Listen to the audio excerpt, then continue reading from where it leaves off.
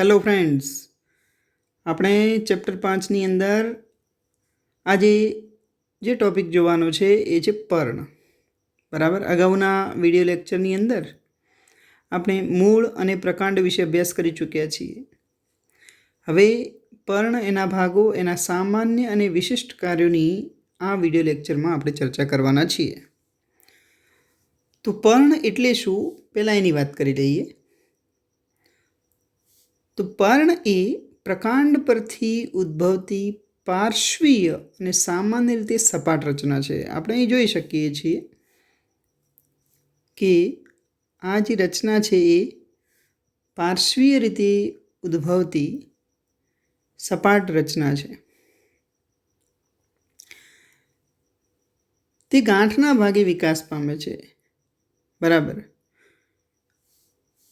અને તેની કક્ષમાં કલિકા ધરાવે છે. અહીં આપણે જોઈ શકીએ આ જે ગાંઠનો ભાગ છે ત્યાંથી પર્ણની ઉત્પત્તિ થાય છે અને એની કક્ષમાં કક્ષકલિકા જોવા મળે છે.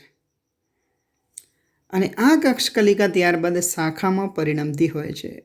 બરાબર, કક્ષકલિકામાંથી નવી શાખાનું નિર્માણ થાય છે. ઓકે, આ પર્ણ છે એ પ્રરોહના અગ્રીય વર્ધનશીલ પ્રદેશમાંથી ઉદ્ભવે છે અને અગ્રાભિવર્ધી ક્રમમાં ગોઠવાય છે. આ ક્રમ, અગ્રાભિવર્ધી ક્રમ એટલે શું એ સમજીએ. અગ્રાભિવર્ધી ક્રમનો મતલબ એવો થાય કે જે નવા પર્ણો છે એ ટોચના ભાગે ઉત્પન્ન થાય છે. બરાબર, તો ધારો કે અહીંયા શરૂઆતમાં પર્ણો જે ઉત્પન્ન થાય છે એના પછી જે પર્ણો ઉત્પન્ન થશે એ નાના હશે, એના પછીના પર્ણો એનાથી નાના હશે. બરાબર, એટલે કે અગ્ર ભાગે જે વર્ધનશીલ પ્રદેશ આવેલો છે, અગ્રીય વર્ધનશીલ પ્રદેશ, બરાબર, એમાંથી ઉદ્ભવે છે. અને આ જે ક્રમ છે એને આપણે કહીશું અગ્રાભિવર્ધી ક્રમ. બરાબર, અગ્રભાગે નવા પર્ણો ઉદ્ભવે છે, એટલે નીચેની તરફ પર્ણો એ કદમાં મોટા હોય છે અને જેમ જેમ આપણે ઉપર તરફ જઈએ એમ એમ એ પર્ણો કદમાં નાના થતા જાય છે. કેમ કે અગ્રભાગે ઉદ્ભવતા નવા પર્ણો ઉદ્ભવતા હોય એટલે સ્વાભાવિક રીતે એનું કદ નાનું હશે. બરાબર, તો આને આપણે કહીશું અગ્રાભિવર્ધી ક્રમ. તેઓ પ્રકાશ સંશ્લેષણ માટે ખૂબ મહત્ત્વના લાક્ષણિક અંગો છે. આપણે જાણીએ છીએ કે પ્રકાશ સંશ્લેષણની ક્રિયા એ પર્ણ દ્વારા થાય છે.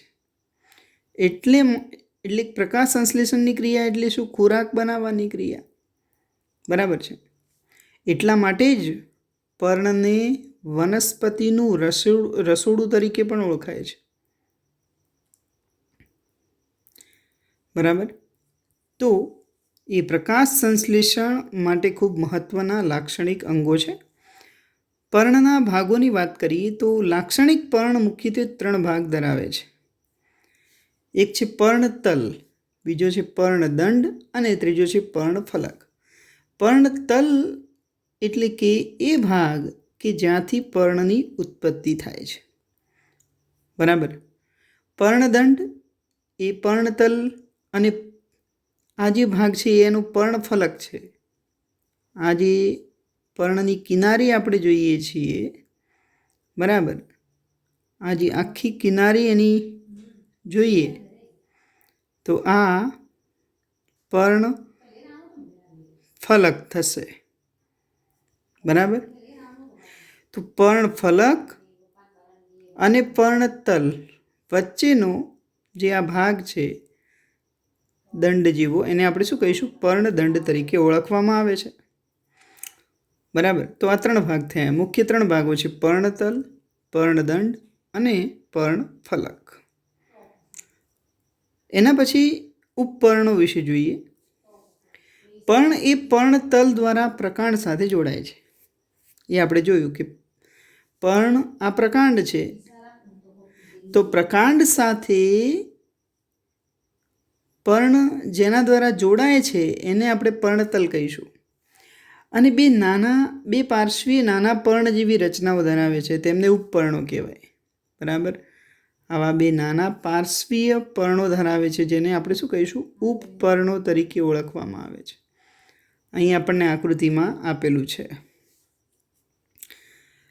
એકદળીની અંદર પર્ણતલ આવરણમાં વિસ્તૃત થઈ જાય છે. એકદળી વનસ્પતિ હોય, ઘણી વખત એવું થાય કે આ પ્રકાંડ હોય છે, બરાબર, તો એની અંદર ઘણી વખત પર્ણતલ આવરણમાં વિસ્તૃત થાય છે, જે પ્રકાંડને આંશિક કે સંપૂર્ણ રીતે આવરે છે.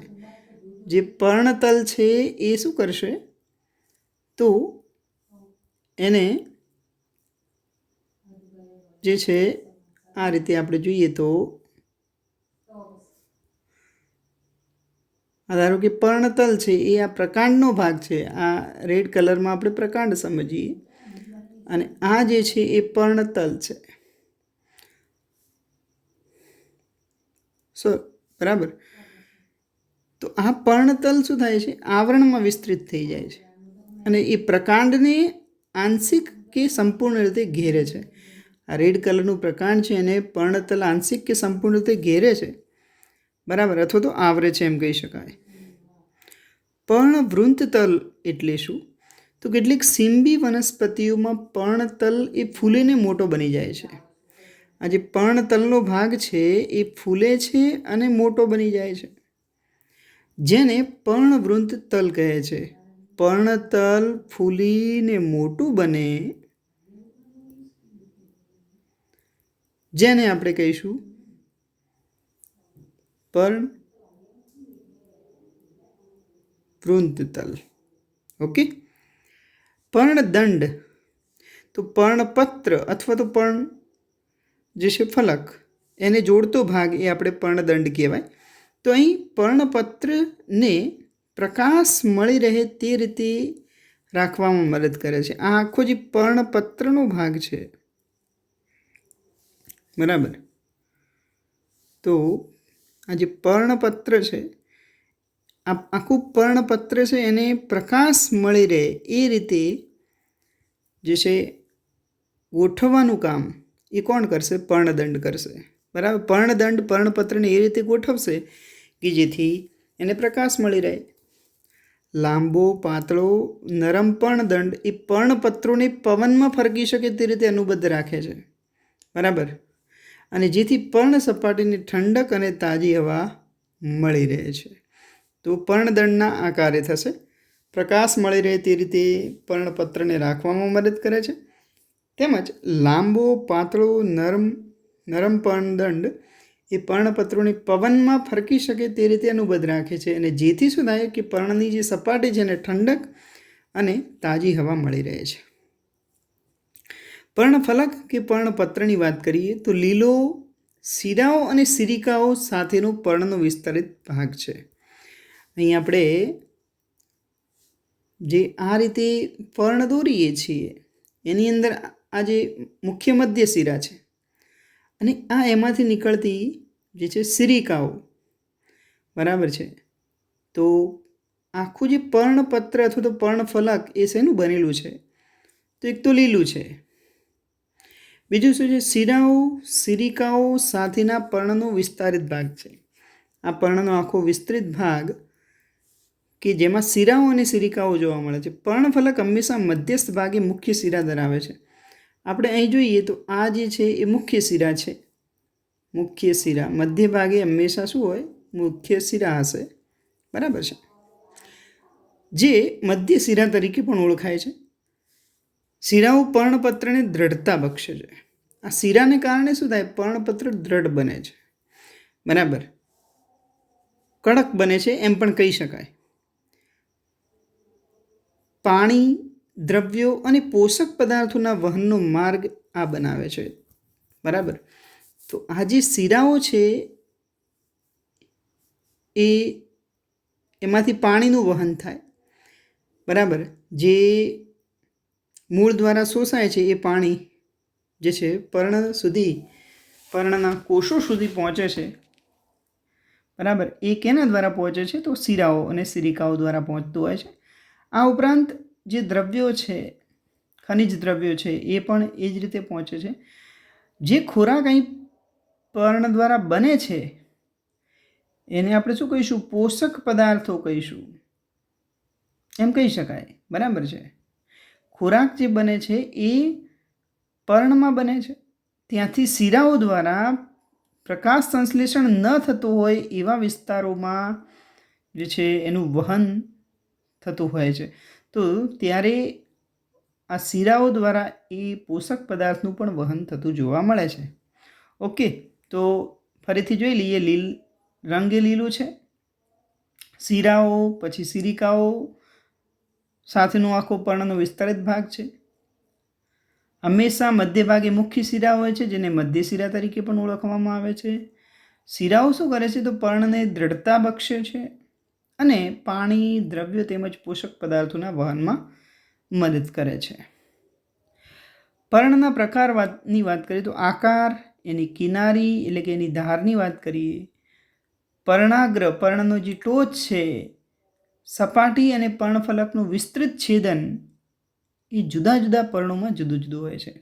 પર્ણનો આકાર જુદા જુદા પર્ણોમાં જુદો હોય. એની કિનારીની વાત કરીએ, એના પર્ણાગ્રની વાત કરીએ, એની સપાટી અને પર્ણફલકનું જે વિસ્તૃત છેદન છે એની વાત કરીએ તો જુદા જુદા પર્ણોમાં જુદું જુદું હોય છે અને તે પ્રમાણે વિવિધ પ્રકાર પર્ણમાં જોવા મળતા હોય છે.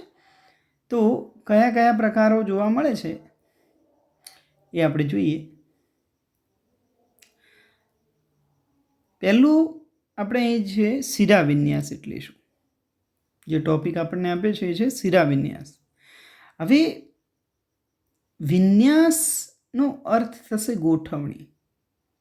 બાયોલોજીની પરિભાષામાં હંમેશા યાદ રાખવાનું છે, વિન્યાસ એટલે શું થશે? ગોઠવણી.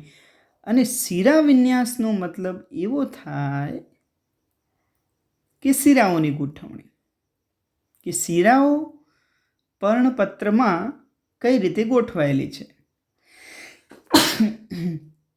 ઓકે, શિરાઓ પર્ણપત્રમાં કઈ રીતે ગોઠવાય છે એને શું કહીશું? શિરાઓની ગોઠવણી અથવા શિરા વિન્યાસ. તો આ વ્યાખ્યા ક્લિયર છે.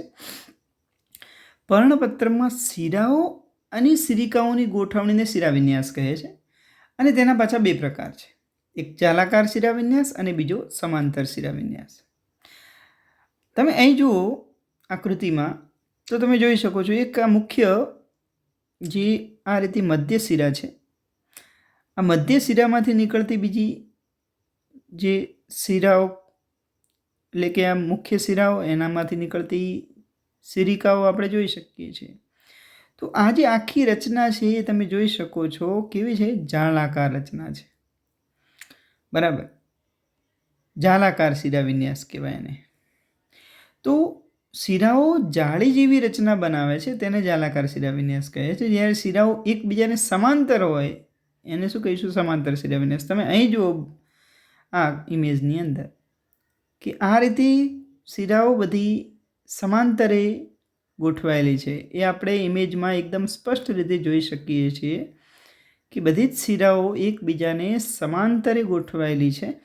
એટલા માટે એને આપણે શું કહીશું? સમાંતર શિરા વિન્યાસ. સામાન્ય રીતે આ સમાંતર શિરા વિન્યાસ એકદળી વનસ્પતિઓમાં જ જોવા મળે છે, જ્યારે જાલાકાર શિરા વિન્યાસ એ દ્વિદળી વનસ્પતિમાંની લાક્ષણિકતા છે. મિત્રો, તમે પર્ણ ઉપરથી જ કહી શકો છો કે આ વનસ્પતિ દ્વિદળી છે કે એકદળી છે. જો શિરા વિન્યાસ જાલાકાર હશે તો એ દ્વિદળી વનસ્પતિ કહેવાશે, અને જો શિરા વિન્યાસ સમાંતર હોય તો એ એકદળી વનસ્પતિ કહેવાય છે. બરાબર, તો આ થઈ ગયું શિરા વિન્યાસ એટલે શું એની વાત. એના પછી પર્ણના પ્રકારોની વાત કરીએ તો પર્ણના પણ મુખ્ય બે પ્રકારો છે. આગળ આપણે જોયું શિરા વિન્યાસ હતું, શિરાની ગોઠવણી, એના આધારે બે પ્રકાર હતા. બરાબર, જાલાકાર અને સમાંતર. હવે પર્ણના બે પ્રકાર છે, એક તો સાદું પર્ણ છે અને બીજું છે સંયુક્ત પર્ણ. તો સાદું પર્ણ એટલે શું? પર્ણફલક સંપૂર્ણ હોય. ધારો કે આપણે એક ઇમેજ દ્વારા સમજીએ કે ધારો કે આ એક પર્ણ છે,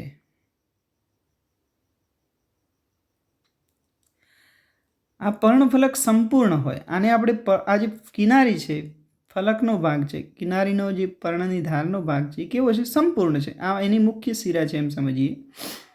તો સંપૂર્ણ અથવા તો અવખંડિત હોય ત્યારે, અથવા તો પર્ણફલક છેદિત હોય પરંતુ મધ્ય શિરા સુધી છેદન ન હોય તો પર્ણ સાદું પર્ણ કહેવાય. એટલે ઘણી વખત આપણે જોઈએ છીએ કે આ મધ્ય શિરા છે તો પર્ણ આવી રીતે પણ આ રીતે પણ આપણે પર્ણો જોઈએ છીએ. તો અહીં પર્ણનું છેદન થયેલું છે, પણ આ છેદન જે થયેલું છે એ છેદન છેક મધ્ય શિરા સુધી નથી. બરાબર છે. તો આવું જે પર્ણ છે એ સાદું પર્ણ કહેવાશે. બરાબર. પર્ણફલક છેદિત હોય પરંતુ એનું છેદન મધ્ય શિરા સુધી ન હોય તો તેને સાદું પર્ણ કહેવાય. બરાબર.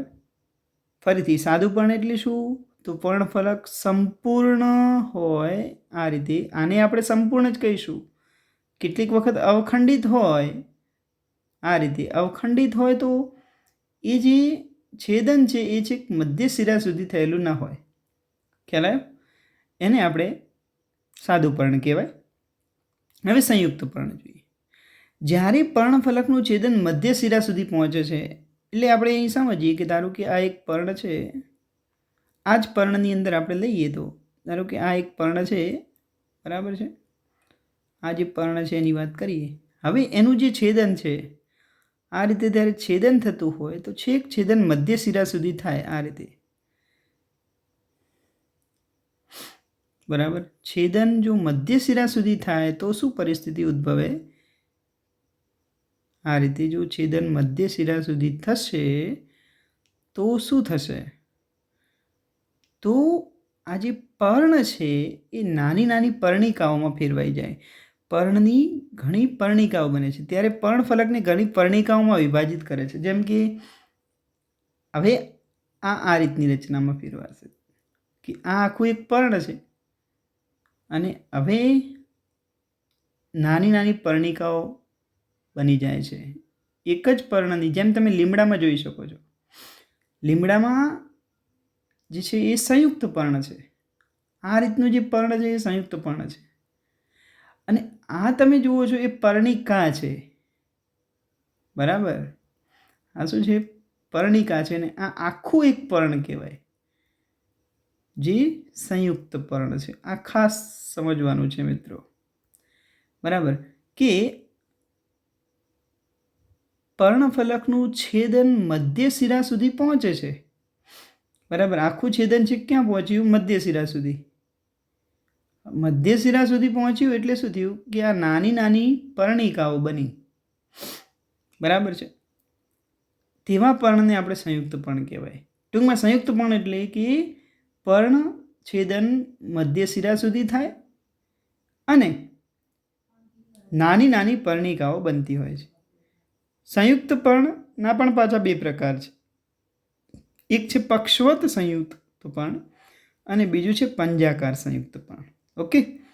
તો ફરીથી એક વખત બંને પર્ણો વિશે જોઈએ તો સાદું પર્ણ એટલે શું? કે જેનું જે પર્ણફલક છે, પર્ણ કિનારી છે એ સંપૂર્ણ હોય અથવા તો અવખંડિત હોય અથવા તો જેનું છેદન થયેલું હોય તો એ છેદન છેક મધ્ય શિરા સુધી ન હોય તો એને આપણે શું કહીશું? સાદું પર્ણ. પણ જો છેદન મધ્ય શિરા સુધી થાય તો આખું પર્ણફલકમાંથી ઘણી નાની નાની પર્ણિકાઓ બને છે. જેમ કે લીમડાની અંદર તમે જુઓ છો. લીમડાની અંદર આ રીતની જે રચના આપણે દેખીએ છીએ એ આખું એક સંયુક્ત પર્ણ છે. આખું સંયુક્ત પર્ણ છે અને આ બધી શું છે? એની પર્ણિકાઓ છે. બરાબર. આ શબ્દ ખાસ ધ્યાન રાખજો. હવે પાછું સંયુક્ત પર્ણમાં બે પ્રકાર છે, પક્ષવત અને પંજાકાર સંયુક્ત પર્ણ. બરાબર. તો એના વિશેની જે ડિટેલ છે એ આપણે નેક્સ્ટ વિડીયો લેક્ચરની અંદર અભ્યાસ કરીશું. આવજો મિત્રો.